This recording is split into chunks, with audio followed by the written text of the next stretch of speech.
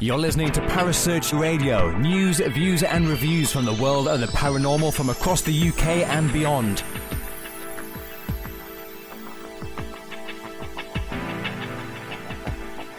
Find us on Facebook, Twitter and the World Wide Web. Parasearch UK Radio.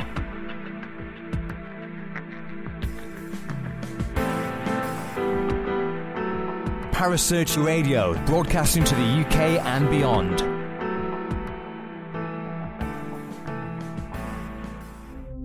The views and opinions expressed by presenters and guests are their own and do not necessarily reflect the official policy or position of Parasearch Radio or its affiliates and sponsors. Listener discretion is advised.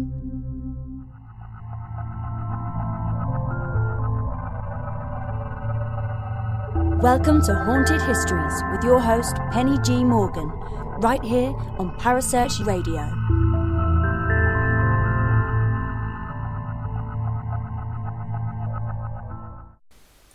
Hello everybody, how are we all? Hope everyone's having a good week and is getting ready for Christmas. If you're one of those people who celebrates Christmas, it's nearly here. So yes, next week's show will be the last Haunted History show of 2018. Oh crumbs, I've jumped ahead a year already. 2018, the last show. And hi Ness! And it's going to be Kerry Greenaway interviewing me about some of her and my favourite shows that Haunted Histories has done this year, hence the title, Gamekeeper turned Poacher. But until then, just in case anyone hasn't realised, we have got a competition currently running on the Parasearch Facebook pages. If you want to enter that, it's a chance to win a signed copy of one of the wonderful Mr. Richard Estep's books that he signed for us when he was in the UK at Sage Paracon last month. It is only open to UK people, I'm afraid, because of the postage and packing. But if you want a chance, being with a chance of winning it, go over to the page, like the post, put a little comment, and feel free to share it out to any of your friends that may not know about Parasearch and want to be a part of it. Because if they go and like the page, I think you have, Ness. Yes, I think you have. If they go and like the page, then they can enter the competition too and win a book by the brilliant Mr. Richard Estep, The Devil's Coming to Get Me. And if you want to know what it's about, go and check out the show I did with Richard earlier this year on Malvern Manor, which is the place that it's about. And you'll also realise where the term shit tickets come from. Yes, I did just swear again. And there's nobody to tell me off. I feel lonely. Hi, Kerry. I was just mentioning, Kerry, that you're interviewing me next Wednesday and I'm going to become the poacher and you're going to be the gamekeeper. So, should be good. As always, if you haven't subscribed to our YouTube channel, please go and do that because you get a chance to hear all the shows, and at some point we will get some extra stuff up there for you. But without further ado, I was really looking forward to this show and we were really lucky to get two guests. Hi, Lee. To get two guests on it, so have a listen. Right, now tonight's show is I'm talking to someone that I've spoken to before, all the way from the US, and he's come out of his office on his lunch break again to speak to us. And my other guest I'm really excited to talk to because she is the actual tourism director of all things paranormal to do with the town that the Sallie house is actually based in. So I'm joined by our good friend Elijah Buchholz of Apex Paranormal, and also hopefully to be our good friend Maria Miller, who is the tourism director in Atchison. Hi guys, how are you? Hi Penny, thanks for having us on. You're welcome. Thanks Penny. It's nice to be here. Thank you, Maria. Well, I'm quite excited. I mean, I'm always excited to talk to you, Elijah. You know that. You know I love you. But I am excited to talk to someone who is the director of tourism for, I suppose, paranormal tourism, I suppose, if you like. For I suppose it's a town. It would be classed as a town, wouldn't it? Now, the Sallie house, most people who watch things like Ghost Adventures and all those kind of things have heard of it. whether it's painted as being the centre of all things demonic, whether it's painted as just being a house that people have sort of started spreading propaganda about. Who knows? I guess, everyone has a different opinion on it. But what's interesting is the fact that it's one of those places, and we have this a lot in the UK, that's had, I suppose, stories pushed around about it, about what happened in the history, and the things that make people want to go there. And the story with the Sallie house is that apparently back in the very early 1900s or late 1800s, correct me if I'm wrong, Maria, supposedly a little girl by the name of Sallie, who was meant to be about 6 years old, was rushed in there because that's where the local doctor lived, and he diagnosed that she had a burst appendix and that she needed her appendix removed. This is the story as it goes, isn't it? And that this operation went horribly wrong. The anaesthesia that he'd administered wore off. She woke up struggling, and the last person's face she saw as she died in agony was this doctor, and now she's meant to hate men, and she's meant to haunt the place and hurt people who come into it, and all of that kind of thing. As a history person, as the director of tourism for the area, is there any validation to this story? So there is actually no historical evidence of a little girl named Sallie ever being in the house or ever dying in the house. But because it was a physician's home and office and operating space, there's probably a large number of people that came through that house, some of which probably died in there.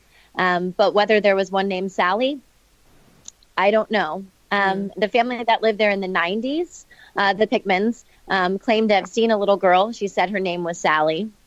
And supposedly she scratches men sometimes, and he was scratched in the home, which would kind of validate that story a little bit if she was waking up and trying to maybe scratch the doctor just to try to get off the table. But there is no historical evidence. You're correct on that. Okay. So coming on to the scratching thing, and I know I've kind of gone straight for the kill here talking about Sallie straight away, but coming onto the scratch thing, Elijah, do you think that when people are scratched in these sort of places, it's automatically evil? Oh, I don't even know. I don't even know how to answer that. We haven't really had experiences with scratching on investigations. Yeah. And so because we've not really experienced it, I feel kind of skeptical about that. I've heard a ton of different theories. I've heard theories out there that are fascinating. One of them is that scratches are not a spirit or an entity trying to harm you. It's just them maybe touching you and trying to get your attention, and that's a result of a spirit, physically touching you on your skin, which I think is fascinating. But then you also do hear a lot about scratches that are involved with more aggressive type beings or aggressive type spirits or whatever label you want to call them. And so I don't know. I'll take it back. We've had one experience with a scratch, and it was myself, and it was actually at Sallie house. Not this, we were just there last weekend, 2 weekends ago, not that trip, but 2 years ago. I was sitting in a chair in the master bedroom, and we were getting a little bit of interaction going, and my back, I got that typical burn feeling. We went downstairs, I took my shirt off, and I had what looked like a backwards 7 or an upside down L on my back, but it disappeared really quickly, and it wasn't, I don't know if scratch is the right word. I mean, it wasn't bloody. It was just more of red and like a deep dark red. I mean, it was clear to see, but it didn't, I don't know. It wasn't really a scratch, I guess. So I don't know. It was just a mark in the skin that had been made. Yeah, it was a mark, and it was, I did have that burning sensation. That's what prompted us to go downstairs and for me to take my shirt off and take a look at it. You were doing a Zach Bagans, weren't you? Just getting your shirt off. I was. I just wanted my shirt off in front of camera. Just a little treat for the ladies. No, I'm just kidding. Yeah, right. Thanks, Maria. See, I know these boys' style, Maria. I know all these boys are like. You see, my theory is most times scratching isn't malicious. it is them trying to get your attention. I just think that's my personal viewpoint, because I've been scratched on the back and I didn't feel scared at all. It just felt as though somebody was trying to, get my attention. But it's always interesting to hear what other people think about it, and and the fact that it does seem to be either children or in places where people can't communicate that easily, like in asylums and things like that, that those things seem to happen, which would fit, because a small child may not know how to communicate intelligently. They're going to be sort of doing everything they can to get your attention. So, but the thing is, that aside, I mean, one of the things I get criticised a lot when I do this show is that I'm trying to sort of put the damper on people's experiences, or whether a place is active or not, by saying, well, actually, no, that never really happened.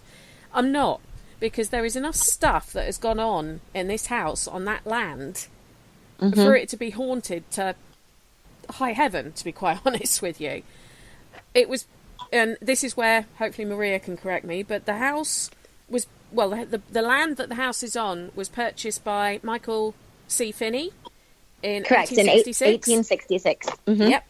And this was about 12 years after the town itself had actually been founded. So it was still a relatively young town in that respect, Atchison as a place. Correct. We were established in 1858, and then that land was acquired in 1866, and we finished the house in 1871. Okay. So, and now, but sadly, he actually died about a year after.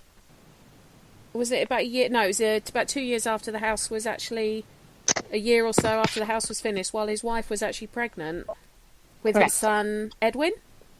Correct. And he died in the house. Yes. Then, in the September of 1874, his son Edwin, who was about 18 months old, died in the house. Correct. His son, Charles C. Finney, is the one that we were talking about. He was born in 1865, I believe. Am I right so far? Yes. All right. You've got this down. Good. Can you tell I'm a historian? He ended up studying medicine and qualified in 1894. But before he did medicine, he was quite a renowned figure skater. Yes. He liked to dress like a lady. Yeah, and he was known as Miss Colby of Baltimore. Yes. When he skated, and people didn't know that it was a man. He was so graceful. But he managed to upset the figure skating community, and I think, was it the 1895 or 1894 tournament or something around then? It was open to all figure skaters apart from Charles C. Finney. So he did something to upset people. And whether it was the fact he liked to cross-dress in the 1890s, I have no idea. But he also had a bit of a tempestuous criminal record. He was accused of thieving, stealing someone's wallet or something, and I think assault as well, wasn't he? He was in trouble potentially for assault on someone else, I found. So he was a bit of a character, shall we say? In fact, he ended up as mayor of the town. I think is even more funny. Not for very long. No, but the fact that he did masquerade as a female skater. Did you know this, Elijah? That he masqueraded as a female figure skater. We did. We had found that in our research previously, and our researcher Shannon came across it when she was working on the history for this latest investigation. Yeah. And, you know, those figure skaters can get pretty sketchy, so I wonder if maybe that's what's going on in the house. It's cursed by a figure skater. Oh, you never know. You never know. I mean, I had to cross-check it 3 or 4 times when I thought I was seeing things because I thought that story's brilliant. How is that not more widely known? Anyway, he then became a surgeon for the Missouri Pacific Railway between 1894 and 1908. But he was also I suppose you could call it the town doctor. So, and he was a mayor just for a little bit of time because he got accused of basically bootlegging. Right. Yeah. So he didn't keep that position. Well, I was going to make a joke about spirits then, but I won't. I'll leave that one for later. But the thing is, even up to this point, there's been quite a lot of deaths associated with this property. When you think of his father, his little brother, the fact that he was a doctor, so people would have died on those premises, or he might have been the last person someone saw before they passed away. So the property itself has got enough things of a morbid nature associated with it. Yeah, and someone from that same family lived in that house all the way until 1939. Yeah. And that's when the last member of the Finney family died, and she died in the home Is as that well. Agnes? Agnes, yes. She lived next door? Because it would have been Agnes. Because one of the... Next door was built for the brother James, built that one. Now, next door as well has got an interesting story associated with it. And if either of you have got any more information on this, because this intrigued me. But for some reason, the house was deeded to one Johanna Barnes. Yes. Who had just been released from, I think is it Topeka Asylum. People, supposedly local reports said that she was insane and violent with it. She was a divorcee. She already had 3 kids. She was pregnant with her 4th. And she was deeded this house to live in. And she was released to Dr. Finney. Do we know why? What her association was? Why she was allowed to live in his brother's house? No, we don't. There's a lot of suspicion around that. And people suspect different things. Because she was on one side of the house. And then the other side of the house was built for James. So that was each side of 508. And then the Finneys owned quite a few parcels of property down 2nd Street. Yeah. So is one of the things is that one of the Finneys was actually the father of her 4th child? Yeah. That's one of the suspicions. Yeah. Well, poor Joanna, I mean, she wasn't, she shouldn't have ever been released because I did find out she did die in 1926 in July 07. Just dropping that one in there, Elijah. 7/26. She actually died in California. But she'd remarried her original husband. But she did actually attempt suicide by gas. I think this was when she'd moved to Kansas City, or although I might be wrong. But ended up killing the child, her 6-year-old Frank, the one who she was pregnant with, when she'd been given the deed to live in that property. Which is quite tragic, but that's a 6-year-old child. You're finding out things I've never heard of before. We need to just hire you on as our new researcher. You said that last time with Beatty. I know. When we got to make this happen finally. We can talk. Yeah, give me a place to stay if I get over that way to investigate Beatty, and you're on. Yeah, so she actually did. I think it was when she'd moved to Kansas City, and she did attempt suicide by turning the gas on. It didn't kill her, but it killed her 6-year-old son. Was the child she was actually pregnant with when she lived at next door to the Sallie house. So she has a tragic story, in my view. And, the fact that her son was 6 years old, and it's meant to be a 6-year-old girl that is there, there's an automatic parallel in my eyes. But that might just be me. What else to do with the history of the Sallie house do you think is pertinent, Maria? I think you really you hit everything. Awesome.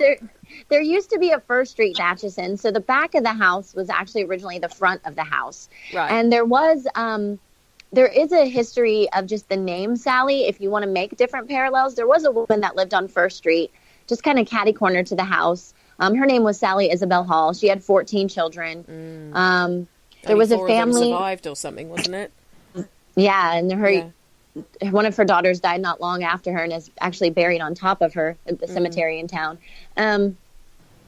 And then there's a family that lived there in the 40s that had a daughter that went by the name of Sallie. She was Sarah, but everyone called her Sallie, still calls her Sallie. There was another family that lived there where their child had an imaginary friend. So you see some different things throughout kind of the timeline of the house after 1939 that all would be relevant to a Sallie or to having an imaginary friend in the house. Right. So all the way up until the 90s. Do we know when the sort of paranormal stories started? Well, can I throw a couple rumors out and Maria can maybe substantiate or debunk them for us? You go for it, Elijah. Okay, so one of the rumors that I had heard, Maria, was that there were tunnels in between the houses, the 508 and then the houses next to it. Is that any truth to that? I talked to the owner. He's owned the house since the early 90s, and he thinks there might have been, but he's not sure, and they would be blocked off by now. My guess is if there was, it was probably to run alcohol, honestly, so they were probably put in later, which would make sense because he did get accused of that when he was mayor, not running him out of the house, running him out of, I think, I can't remember if it was a church or a community center or something like that. So that's kind of what I suspect. I mean, when you go look at it now, it looks like it was a coal chute, that big hole. Yeah. So I'm not 100% sure. Kansas one of the dry counties then? The Prohibition was a little bit later than when he was mayor, wasn't it? Kansas still has quite a few antiquated alcohol laws. So, yeah. Right. I second that. What would you mean? I mean, I'm in the UK. People know what everyone thinks of the UK and drinking. What would you mean by antiquated laws? Well, you can own a distillery, but you can't own a restaurant. So here in town, we have a local distillery. They do vodkas mostly and gins here in town, and they have another plant in another city. And they own a building that they want to make a restaurant, but they're not allowed to. And then there's like a percentage, if you have a winery, there's a percentage of food you have to serve and offer people if you want them to drink. And then they just changed the times that they're allowed to be open to give people a little extra time to buy, wine and beer. And then grocery stores can't sell certain wine. They can't sell wine. I don't know, just all kinds of odd things. Okay. There's so in Kansas, gas stations and liquor store are gas stations and grocery stores cannot sell liquor or wine. They can only sell beer, and it's a lower percentage alcohol beer that they can sell. Right. Yeah, and it's all bizarre. It was only a few years ago, up until a few years ago, you couldn't even buy alcohol on a Sunday, so you had to make sure you stocked on Saturday. Well, to be fair, that was the same in the UK up until about 10 years ago, that you could only buy alcohol on a Sunday at certain times. And I can understand not selling it in a petrol station, gas station, because you don't really want to encourage people to drink and drive. But no, we have no restrictions on if you're allowed to. If it sells alcohol, it can be anything. It can be whatever they want to stock. So it can be vodka, Jack Daniels, beer, cider, wine. I mean, rows and rows of wine in a lot of our shops. So that's quite interesting.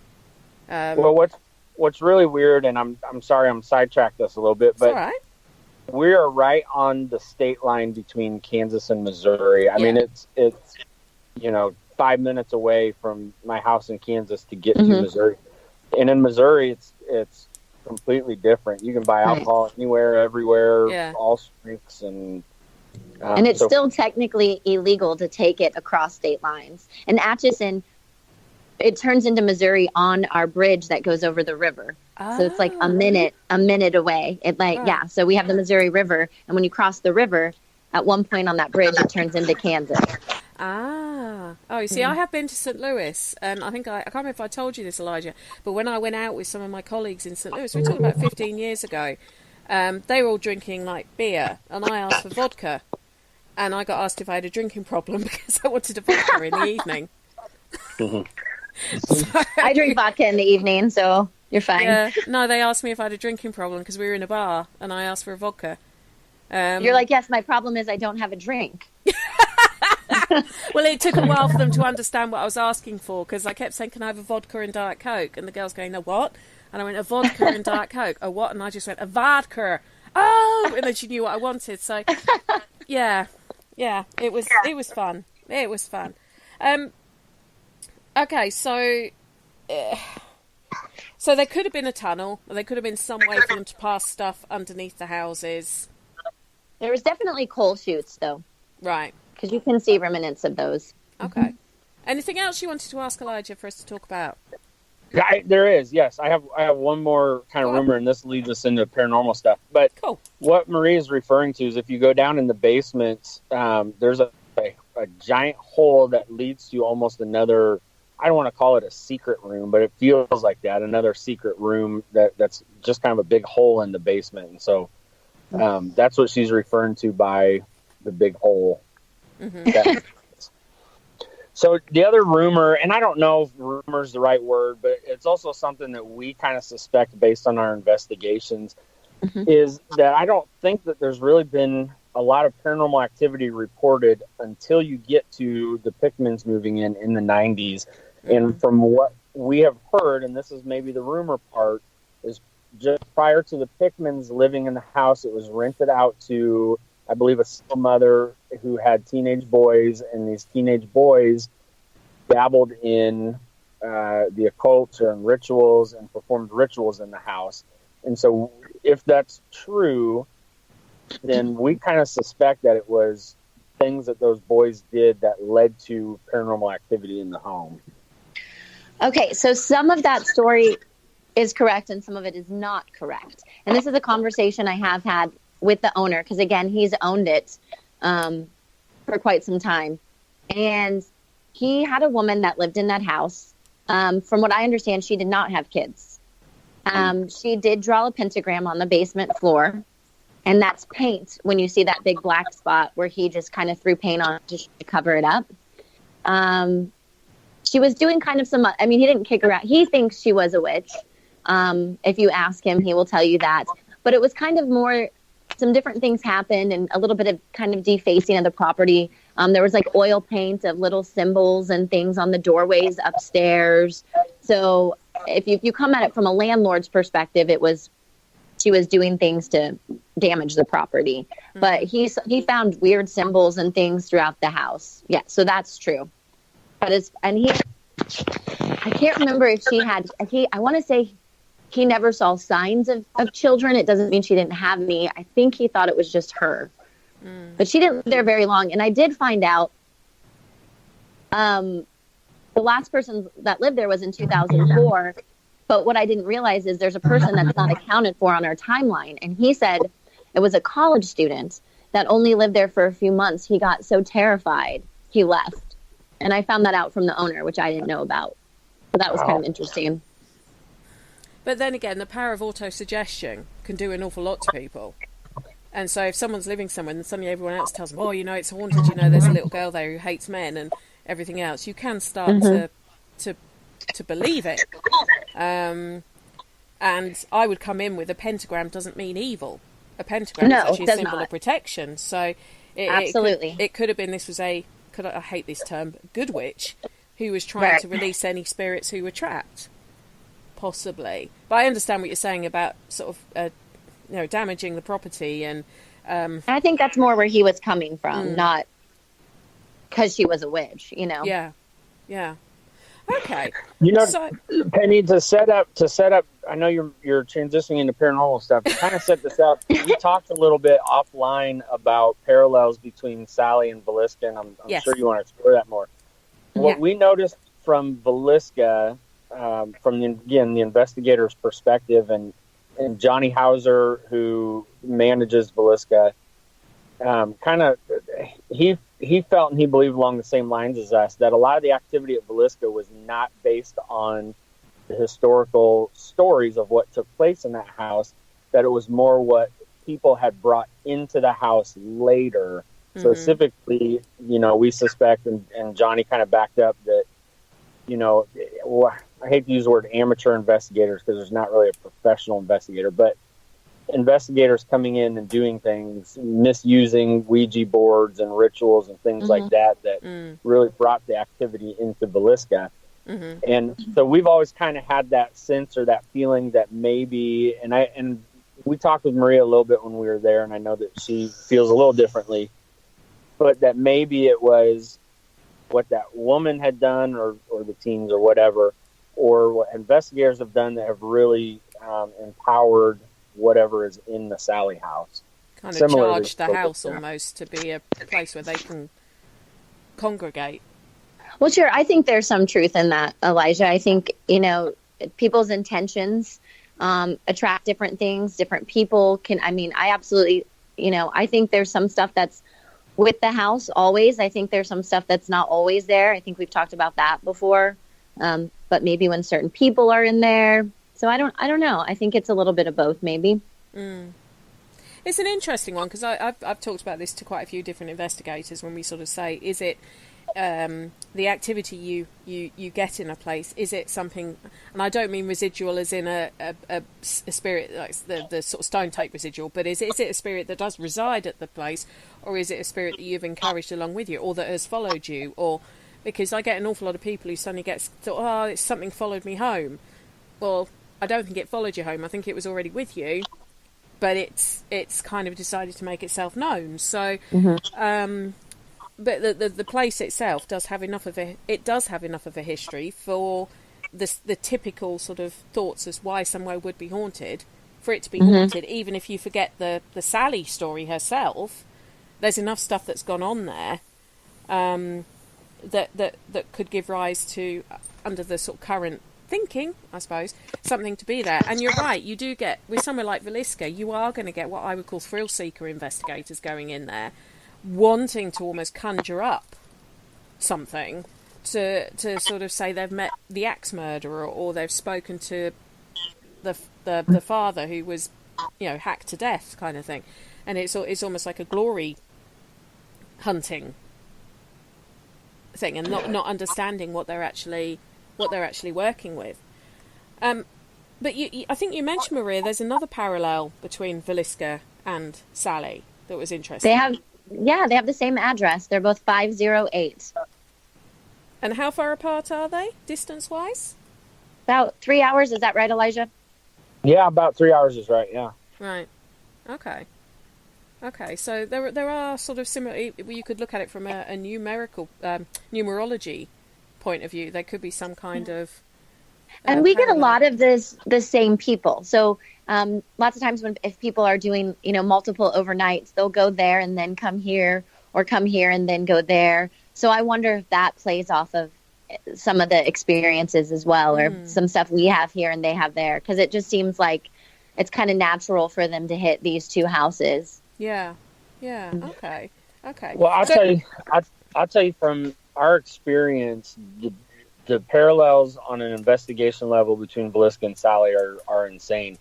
Really? Up until things were a little different with this last investigation, and we haven't really debriefed with Maria yet, so maybe we do that on the show a little bit. But, well, we've got half an hour left, boys and girls, so, we better hurry. Villisca and Sallie, I would say that at least our experience, our perspective, are the only two places we have ever been to that I would feel any level of comfort saying that there was something evil there. Really? The first two, I would. The first two investigations that we did at Sallie, it got so intense and so personal that we ended up packing up in the middle of the night and leaving because we did not feel like we were going to be safe to spend the night there. What do you mean by personal? What do you mean by personal, Elijah? Well, so I'll give you a kind of an anecdotal story. Last time we were there, we were trying to film a documentary. We ended up not going through with it.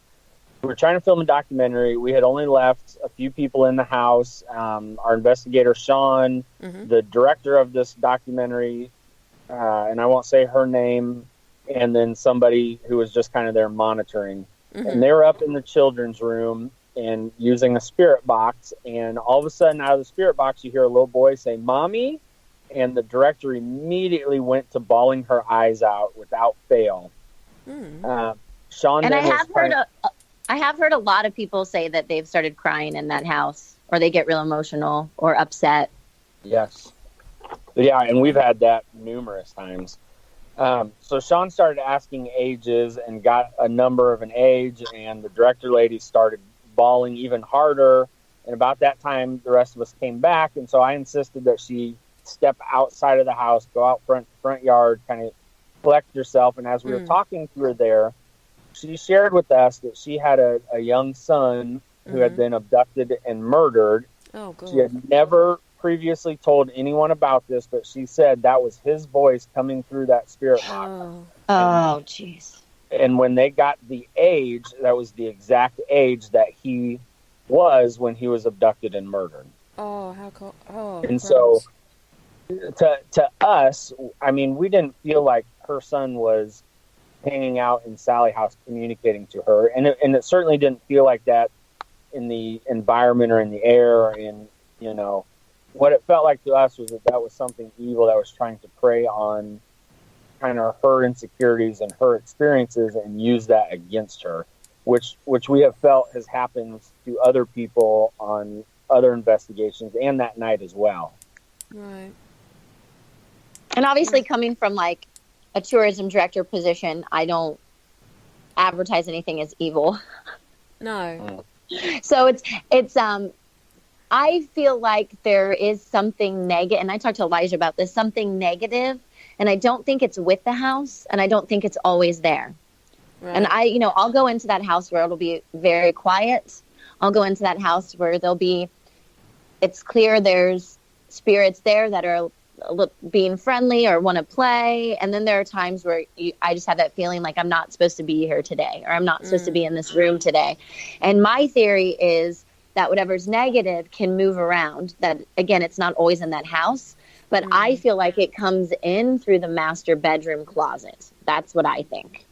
See, and I will say before this last investigation, I would probably wholeheartedly disagreed with you. This last investigation went completely different than the other times that we had been there, and this time seemed to be more what we would, I don't know, call ghost activity versus being emotional and psychological and that kind of thing. We stayed the night this time. I mean, it felt comfortable enough to stay there. We're definitely capturing evidence, which I haven't shared with Maria yet either, but we're capturing things, and the things that we had happen while we were in the house are more consistent with a haunting. But that wasn't the case, in the past. So sometimes I wonder, like, I go into that house enough that I feel like there are things in there that probably know me, I guess. And so I always wonder if it's how it is if I go in there with someone versus if they just go in on their own. And I don't know that it does anything, but I've been in there with people where they've asked me to stay and feel like they're getting maybe more on an EVP if I talk, but I normally just try to observe. So I don't know. That would be an interesting experiment to do. Yeah, somebody said they went in there and they were asking about me and like the opinions of me. And so, yeah, I'm just kind of curious about that. Because I don't know if it's because I go in there more than anyone else, or they know I'm going to come back, or if I bring in certain people. I always kind of wonder if that plays into anything. I do think, I mean, if you look at spirits as being intelligent, you in life now will have people who, if you see them frequently or talk to them frequently, you probably feel more comfortable with them, and you might warm to them or not, as the case may be. But if it's an intelligent spirit that is in death as it was in life, if that makes sense. If it's the same person coming in over and over again, or even if you chatting to thin air, chatting to them, it's going to be like a friend who's coming back time and time again. So they might be more comfortable. It might be you are bringing in the energy that's right for them to talk and to communicate and relax them, or. I mean, I do believe that certain people can draw through certain spirits. It's a standing joke with anyone I ever do an investigation with, that if we go to a military facility, I will get some soldier who's about 25 come through and want to talk to me, nobody else. Every single time. And I genuinely don't know why this is, because I wasn't in the military. I'm older than 25, but it always happens, and it is a standing joke, and it always happens. If I go somewhere where military has been, you can guarantee I will get at least one young military person come through who wants to talk to me, I tend to get young children as well. That they will That's what ask I for do, me to yeah. talk to them. And I put that down to the fact that I've got 2 young children myself and I'm a mum. But I don't know. But it does seem to be that they will talk once I come on board, but they won't talk to anyone else. So I do think that can happen. You can get that sort of... A spirit can be as comfortable with a living person as you would if you were living. Well, I was doing a conversation with Elijah, and you guys got a couple things in that conversation I was having with you, right? Mm-hmm. You were recording? Yeah. We heard it in real time. I haven't gone back and listened to the video again, but yeah, we heard it in real time through the camera. And what was that? I'm not sure. We heard voices. I don't know what they were saying or who it could have been. And it couldn't have been someone outside the house? It couldn't have been picking up from another area? No, because I had earbuds plugged into the camera, and I was the only one who heard it. Ah, okay. So it was definitely coming through the camera. Right. I think at one point you said maybe somebody saying, hey.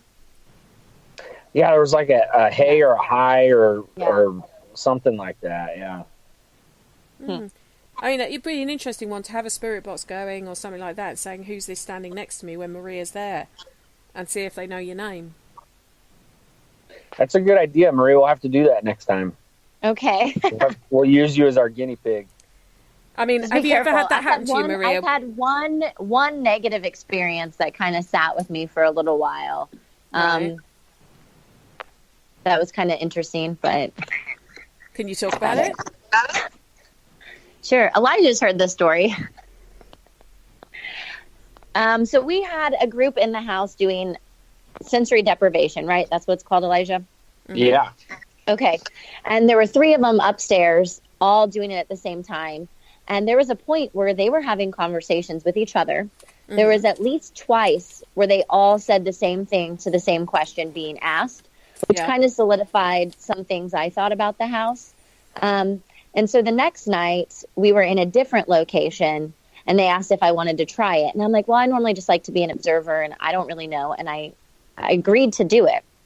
And I get this, they said that they see this like mist over my shoulder. And at one point they asked me if I want them to start praying. And I said, yes. And then I guess at another point I said, that's enough. And they hit me. And that's when they wanted to knock me out of it. And they were telling me what's going on. And I said, well, if it's still here, if that happened, it might still be here. So I took a picture of the mirror and I caught this image in the doorway behind me, clear as day. And we go downstairs and we're going to talk about the history of the house. And all of a sudden I get this text message from this girl I've met a couple times who is a demonologist. She does some work for the church. She sends me a text and she's like, hey, this might be like a weird question, but are you investigating right now? And I said, why? And she goes, well, did you encounter something upstairs? And I'm like showing everyone around me these messages coming in.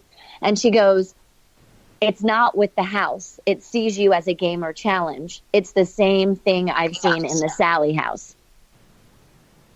And this is in a completely different house across town.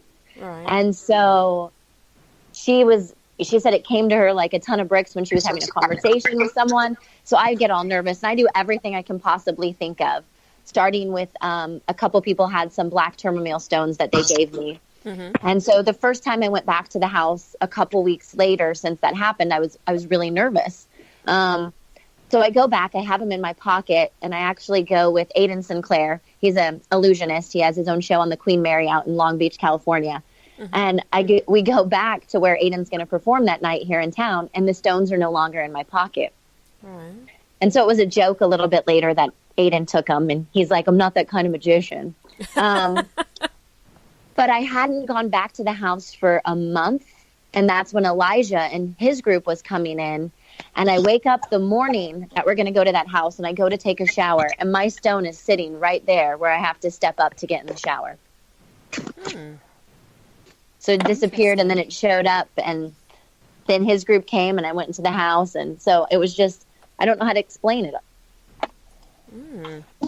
Okay. So that's an interesting one, that the stone kind of moved itself. But yeah, I sent the picture to Elijah that morning. Like, it's right here. You couldn't have been playing with the spirits of the liquid kind and forgotten where you put it, could you, Maria? But why would it? Yeah, I take a shower every day. I mean, I believe in it all. Trust me, but I'm also the one. I'm an investigator at the end of the day, so I go through all the options. I know, and I had never even heard of a black tourmaline stone until that incident happened, and someone was like, "Here, you need this stone," and then going back to the house and having it disappear. So then I started like Googling. Onyx stones disappear.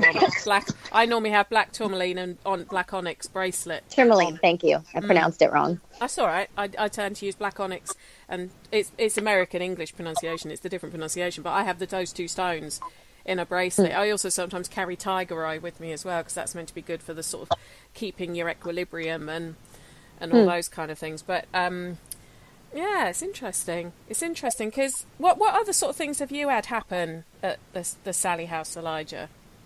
Which part of it is the most unnerving? Which part of the house?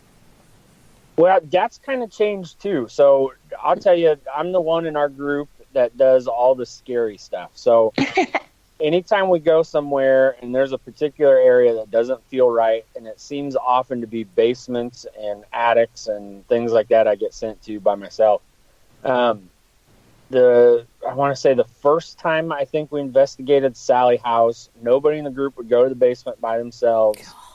And they sent me down there. I was down there about 30 minutes and sitting on top of, we didn't really talk about it, but there's that pentagram that's painted on the basement, that's painted over and whatnot. Sat a chair on top of it, sat down there by myself about 30 minutes. The other two guys were up on the second floor, and I heard footsteps in the kitchen. But that wasn't super unnerving. And then at the end of the 30-minute session, we agreed to meet back upstairs and kind of plan what we were doing next. And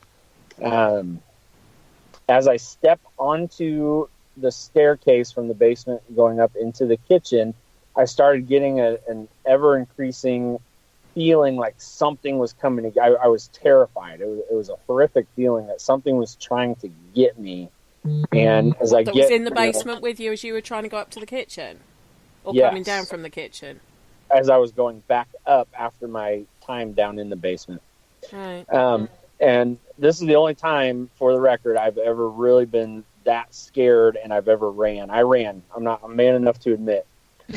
As I start walking up the stairs and get about halfway up, I hear whatever this is step onto the stairs and start coming after me. This thing chased me out of the basement, and I ran up the rest of the stairs, ran through the kitchen, which is, linoleum floor, onto the carpet in the dining room. And the guys came down, and I kind of calmed down. We went back and reviewed the video that I had running at the time, and you can hear it. You can hear clear, almost like clicking, hard shoes on a hard surface, coming up the stairs. And as I'm on the carpet in the dining room, you can hear it run through the kitchen. So that's got to be hands down the scariest thing I think has happened in any investigation. It wasn't just the experience of it, it was the feeling that came with it. I felt terrified, like I was in danger. So is this the same time that we had the director had that voice come through masquerading as her lost child? No, this was a whole different investigation. Right. We also had, so the second investigation we did there, my oldest daughter, who is 18 now, and when we were at the Sallie house, she would have been 16, was with us, and whatever was there kept picking on her. Like Maria mentioned, she just would feel very emotional. And I know it's a teenage girl to get emotional, but this is different. She kept getting very emotional and just overwhelmed with sadness. And then we would have her literally step out the front door of the house, and she would immediately feel relieved and feel not even just relieved. I mean, she would be almost in a giddy mood just stepping out of the house. And it was pretty consistent when she was in and when she'd be out and in and out. And so that was the night we were up in the kids' room, all of us discussing, we don't feel like it's safe to stay here tonight. We should pack up and go. And one of our guys said, well, I'll just stay here by myself. And we said, well, we need to either do this all together or we all leave. Yeah. we don't feel like it's safe to leave one person here. And somebody made a comment to the effect of, just like the last investigation, this time we're not getting your typical ghost stuff, voices and footsteps. It's more emotional and psychological. Mm-hmm. And so that's why we feel like we need to leave. Well, as soon as that statement came out, all of a sudden we hear something walking up the stairs towards us, and then we start hearing voices out in the hallway. We heard a male voice yell, and we heard a female voice talk, almost like it was trying to mimic typical ghost activity to entice us to stay the night that night. And so that was enough. And you can actually hear it in our evidence video. At least one of the voices are on there. And then you hear Madeline say, "Oh, nope. We're getting out of here." And I do think, sorry, go ahead. You don't think they were trying to get you to stay because they were lonely, or do you think it was for more nefarious purposes? It felt to us at the time, and again, this last investigation went very, very different. But it felt to us at the time that it was nefarious. Okay. And that was consistent with what we were experiencing, throughout the night also. Now, this last investigation, it seemed to be more of a playful nature, I guess. Maria, is that a fair word? Yeah, that's a fair word. Okay. We actually caught some good stuff on video, so I'm excited to go back and as we put our evidence video together and look at this again. At one point, I was setting a camera up, and as I was setting it up, a hall light on the second floor turned off. Nobody was up there. I was the only one by a switch, and I was crouched down, and the switch is up higher, so I did not accidentally bump it. And then a few seconds later, we catch the light turning back on. Later on in the evening, we were all upstairs. We left the motion detector sitting on a chair in the doorway between the kitchen and the dining room. And we went back. We heard the motion detector go off. We went back and looked at the video and listened to the audio. We had a recorder going. You hear a male say, "Here I come." Then you hear a thump that we were able to recreate by kicking the chair. Mm-hmm. You hear a thump. Then the motion detector goes off and falls over. And that's all on recorders and videos and things. Wow. And then later on in the night, we were up doing a group session. All of us were in the kids' room. And we were talking about playing with the toys. And I think it was myself made a comment about, if nobody's here to play with these toys, that's pretty sad. These toys are being wasted. So maybe we ought to pack these up and donate them. It's almost Christmas. Let's give them to kids that need them, since nobody wants to play with them.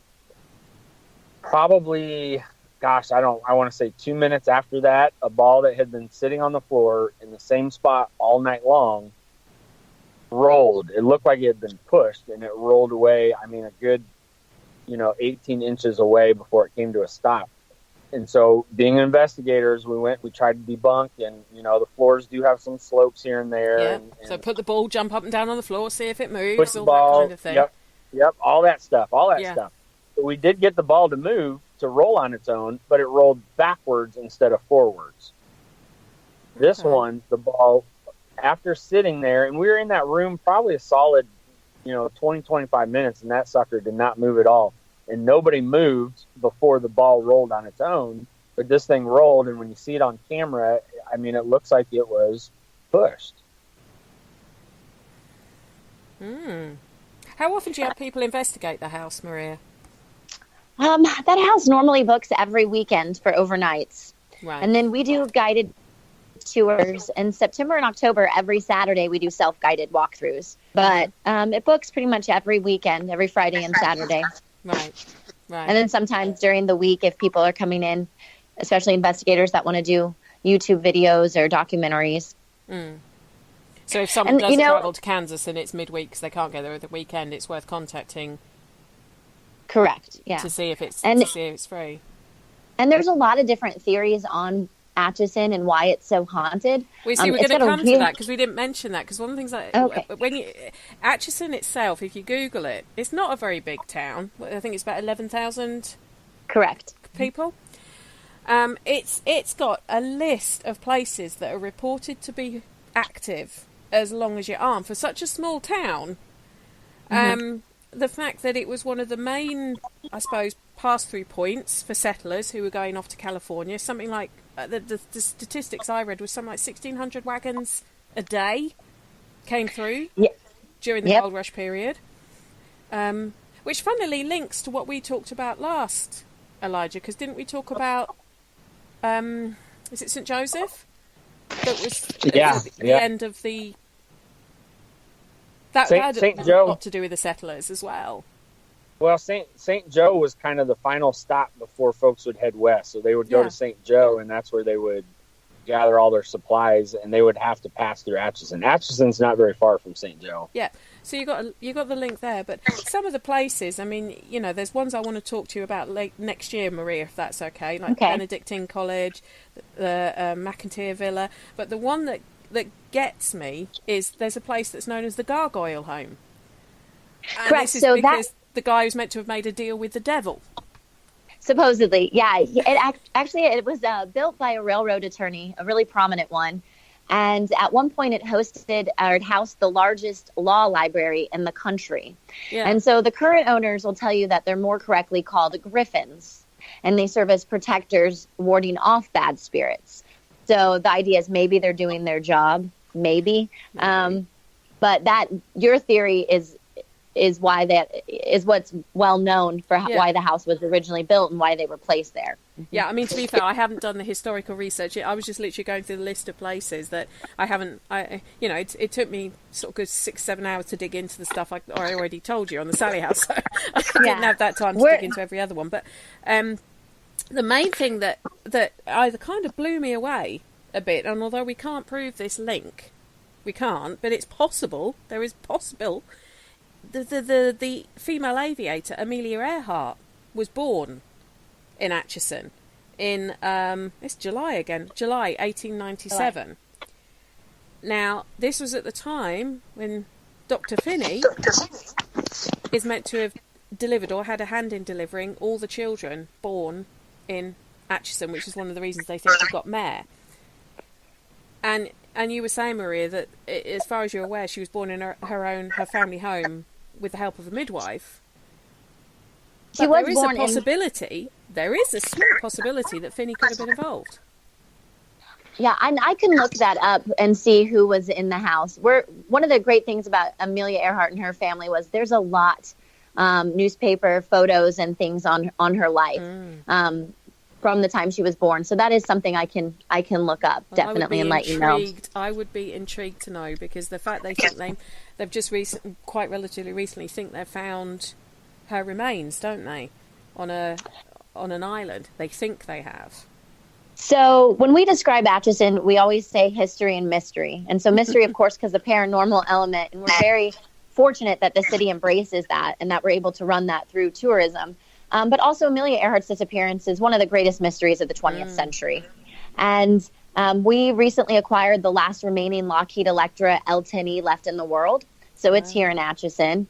We're building a hangar museum around it. And every year we have the Amelia Earhart Festival in honor of her birthday. So last year we had a panel with every single person that has a theory, from the bones to the picture, you name it. And so do you know what her birthday is 2 days before mine. Really? 2 days. Yes. I'm the 26th of July. Hey, Benny, here's a little fun side note for you too. Amelia Earhart's birth house is actually just down the street from the Sallie house. Oh. It is. It's not far. Mm-hmm. I'm going to have to come and visit. Walking. I'm coming to visit for my birthday one year. Come for the festival. Yeah, I can pretend it's my birthday too at the same time. Me and Amelia separated at, a few years between us, but separated. Oh, wow. I never knew that's where she was from. I was quite blown away when I found that out. So, you're true. Atchison, history and mystery. It definitely sounds like a place you could spend quite a long time exploring and investigating and learning about. And yeah, absolutely. And one of the theories is because of our vicinity, we're up on the bluffs of the Missouri River, and because of our vicinity to the water, and because Kansas limestone is pretty much what built the town and how porous limestone is. One of the theories is that it can hold spirits. And the basement of the Sallie house is limestone. So, so it's quite possible that different spirits come in and out through that limestone in that basement. Wow. You know, I was trying to find a good time to insert that. I'm glad you brought that up. And there's actually a third component. And Penny, I'm sure you found this in your investigations, but we seem to notice a pattern of moving water, limestone, and also trains. And there are a lot of trains that run in and around Atchison as well. And so you have all three of those components there. Yeah, because the ferries used to come through the Missouri River. The ferries would stop here. And at one point, it was as far west you could go without going up to Iowa.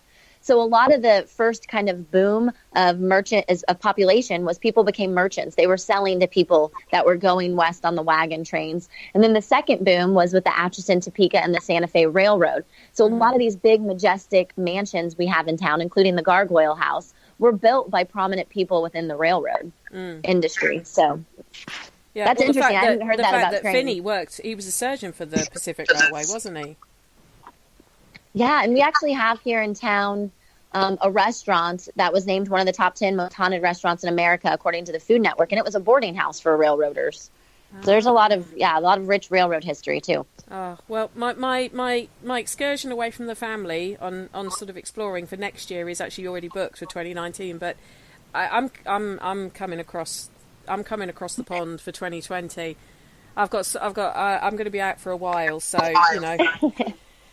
And Elijah's place is just 30 minutes up the road in St. Joe, so it's pretty close. Well, I've got to go to St. Louis as well to see Gina and those guys. So, and then I've been told I've got to go over to Colorado to see Richard Estep and do some places with him. So I'm going to be over for a while, I think. Just don't tell my husband. Gina and Ryan are not near as cool as we are, so you may want to start here. Set the bar high. She'll probably listen to this. You do realise that, don't you? That's all right. I'll tell her. We've got all kinds of spirits. The alcohol, too, remember? Well, you did say. You did. The minute you said you had a vodka distillery, I was like, I'm there. You know, I'm there. I love me a little vodka. Oh, yeah. That's my drink of choice. That is my drink of choice. Well, have you got anything else to add, Elijah, to your most recent investigation? Or is it a case of wait for the videos to go up on YouTube and people can go and have a look at them? Well, I don't want to be a big tease, but we are still in the middle of reviewing. Matter of fact, right before I got on, I was in my office listening to the recorder. We definitely caught that cool visual stuff. We're definitely catching voices in the house. So, I'm excited to put that video together. And when we do, it'll be up on our YouTube. You can just look up Apex Paranormal, and awesome. Our last two Sallie investigation videos are on there as well. Brilliant. Well, thank you both so much for being my guests on this week's show. It's been a pleasure to meet you, Maria, and I hope you become a friend to Parasearch as well, because I've really enjoyed talking to you about the different things of Atchison, and I do want you back on next year and we can talk about a few of the others and dig into them a bit deeper, if that's okay with you. Yeah, it's wonderful. Thank you so much for having me. Enjoyed talking to you. Thank you. And Elijah, a pleasure as always, sir. A pleasure as always. What have you got coming up? Are you sort of stopping now until after Christmas, or have you got any more investigations coming up? Oh, it seems like we've always got something going on. So first off, thank you for having me back on. I always have a blast chatting with you, so I appreciate that. Ditto. We do. We've got we're investigating an old historic mill in Independence, Kansas in January. Mm-hmm. We're going to actually be doing some, I hope it's okay to say on here, Maria, we're actually going to be doing a couple of events at Sallie House in February. Yeah, I was going to add that. So we're doing 2 public investigations this February on a Friday and Saturday that Elijah's team's going to lead for us. So it is open to the public. People can go on our website and buy tickets. Well, make sure you share the link with us and share it, and we'll put it on the Parasearch page as well, because we Wonderful. Might have some people over in the States who are interested in that. So make sure you let us have that link, and we'll share it. Thank you. Awesome. Well, again, thank you so much, guys. It really has been an absolute blast talking to you, and I'm sure. Well, I'm definitely going to be speaking to you both again next year about something. We'll be finding something else to talk about. You never know, Elijah. Maybe we'll get Sean on the next show. We need to get him on here with you. Well, he always goes on about my accent, so I've got to get him on and see if I can reduce him into a quivering wreck. Sean thinks that he is just a rock star in the UK because he has a lot of UK friends. So you need, if nothing else, get him on here and put him in his place. Well, all I get from him is about my accent, so, you know, I'll see if I can get him going all silly when I'm talking to him. I've had it done to me by, I think it was Dalen from the Ghost Brothers. He called me ma'am with that sort of Texan drawl, and I was just... I lost it. Anyway, thank you both so much. Thank you so much. It's been an absolute pleasure. It really has. And that, everyone, was the Sallie House, and a little bit to do with Atchison. I hope you enjoyed it. I'm sure the town itself sounds like somewhere to go to, and just go on the websites, and if you want us to put you in touch with Maria and Elijah or anyone else that we've mentioned on the show tonight, just let us know. But until next week, have a great 7 days. Don't forget to catch up on all the other Parasearch shows on YouTube and on Spreaker. But apart from that, have a good evening, sleep tight, don't worry too much about things that go bump in the night. Thank you for listening. Don't forget to join us for more shows throughout the week. Find us on Facebook, Twitter, and the World Wide Web to keep up to date with all the shows right here on Parasearch Radio.